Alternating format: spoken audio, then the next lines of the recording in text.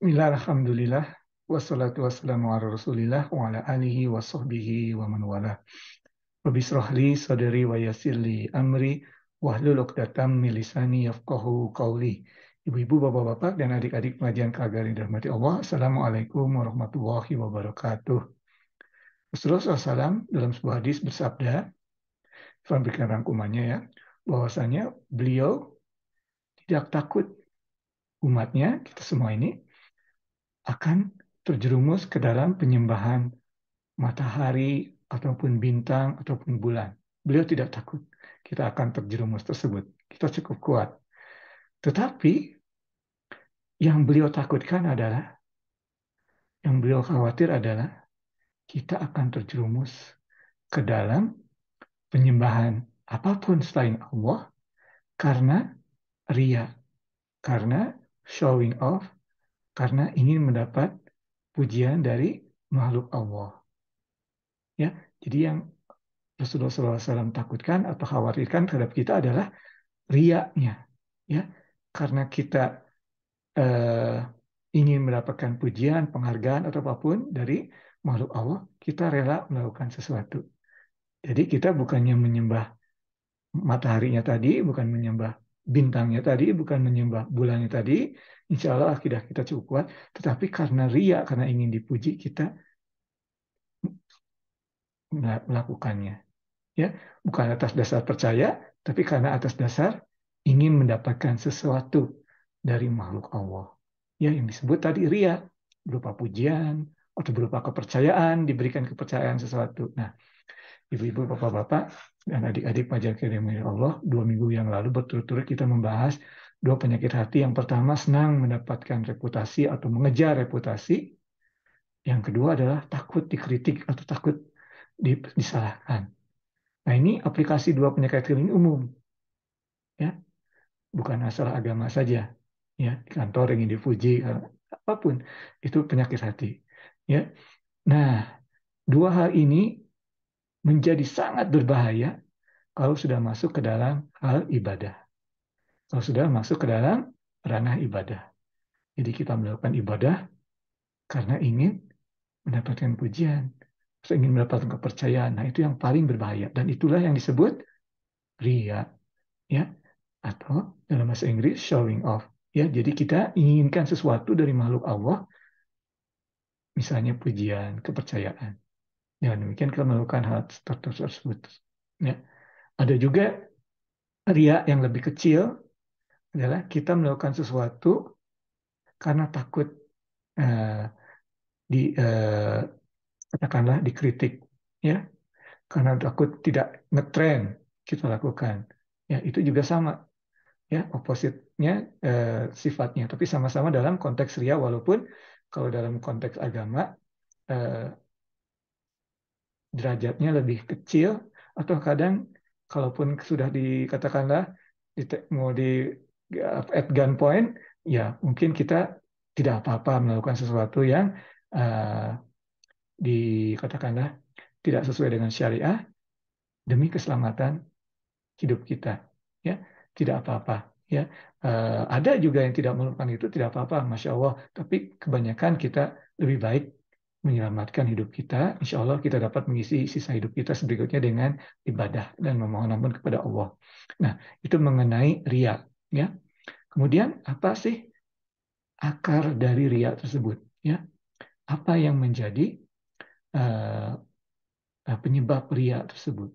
Tadi disebutkan, ya, penyebabnya adalah rasa tamak, menginginkan sesuatu dari makhluk Allah, baik berupa materi, ya, diberikan. Oke, Anda dipercaya untuk menjadi ketua pengajian atau ketua DKM atau dana anak yatim, ya. Eh, itu kan ada perangkat atau istilahnya ada hubungannya dengan materi. Itu sungguh, ya, katakanlah eh, ingin dipuji calon mertua, nah sama juga, ya, itu juga, ya, kita misalnya sholat di masjid rajin, sedekah rajin di depan calon mertua, itu juga ria, ya. Nah, itu penyebabnya karena menginginkan sesuatu dari manusia, dari makhluk Allah, itu akarnya. Kemudian bagaimana melihat apakah kita memiliki penyakit ria. Nah, di sini ada sebuah buku yang Ivan representasikan ya. Di sini ditulis oleh Imam Maulud ya dari Mauritania. Muhammad Maulud dari Mauritania. Menurut Imam Maulud ini ada 3 tanda-tanda dari ria. Yang pertama dan yang kedua ya, yang pertama adalah rasa malas beribadah pada saat sendiri dibandingkan pada saat bersama-sama di masjid misalnya.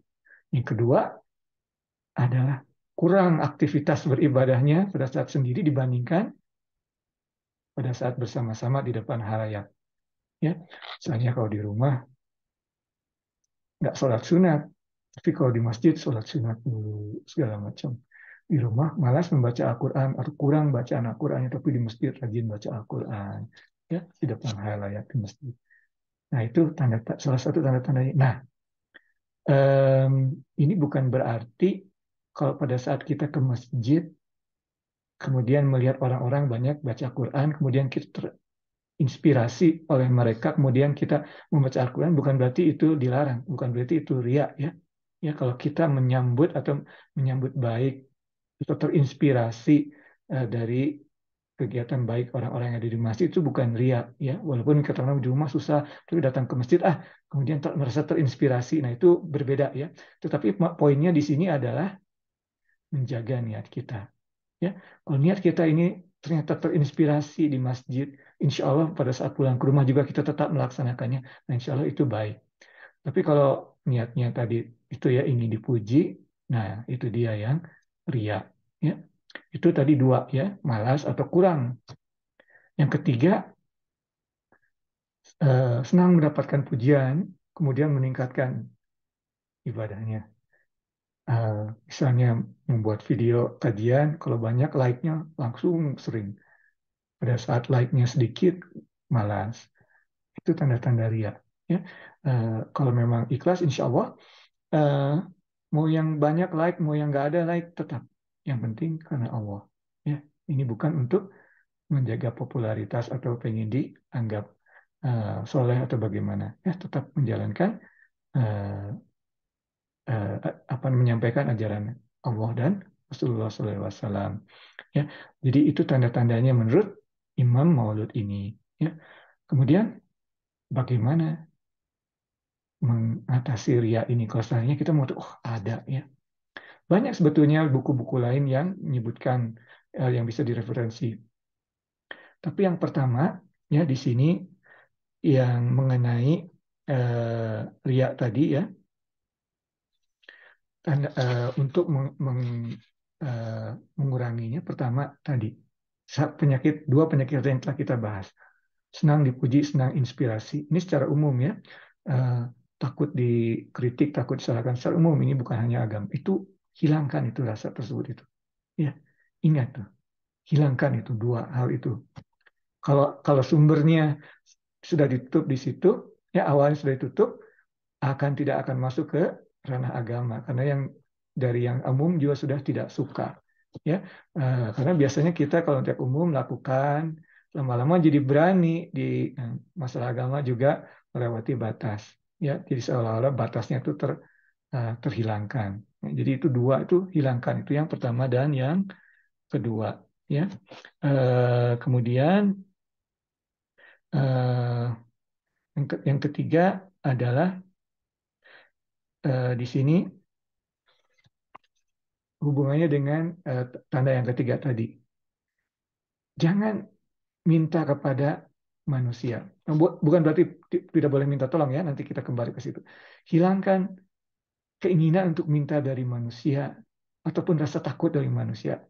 Nah, again ya, kita hidup di dunia, tentu kita saling menolong ya. Tapi misalnya kita perlu bantuan. Pertama, mintalah kepada Allah dengan doa ataupun sholat, baru sampaikan kepada uh, sesama kita. Karena kalau Allah tidak mengizinkan sesama kita ini untuk menolong kita, tidak akan mungkin orang itu menolong kita. Kita perlu uang, minta dulu, doa dulu kepada Allah. Semoga ada yang menolong, sangat membutuhkan saya ini dengan uang tersebut. Semoga ada yang menolong, baru berusaha meminta pinjaman uang. Dan insya Allah yang kita minta pinjaman terinspirasi untuk memberikan pinjaman kepada kita. Itu tadi. Jadi yang ketiga itu tadi ya, di dunia yang banyak kita harus saling menolong ini, tetap minta yang pertama itu kepada Allah. Ya.